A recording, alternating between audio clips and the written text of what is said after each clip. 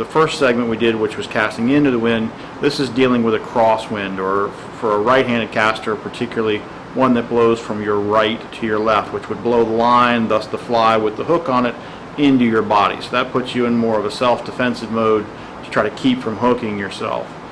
First method for learning to or dealing with casting into a crosswind is to simply put the rod in a more horizontal plane on your normal side, but instead of being in a more upright manner, simply tilting at the elbow and casting in a horizontal plane on my dominant side. That keeps the line further to the side, so it's harder for it to blow in towards me. That method works really well when you're dealing with a lighter crosswind, something that's not overly heavy. The stronger that wind gets, the less effective that method is.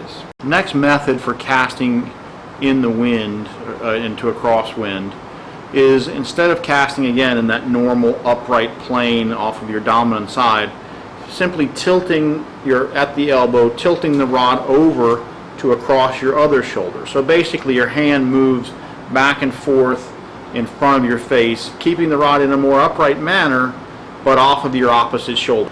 That offers a very good sight plane. Your rod and your line and everything tends to track in a fairly similar sight line to what you're used to.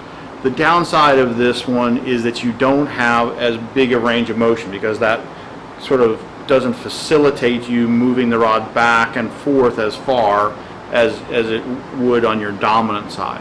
Third method for casting with a crosswind is to put the rod in a more horizontal plane off on your non-dominant side.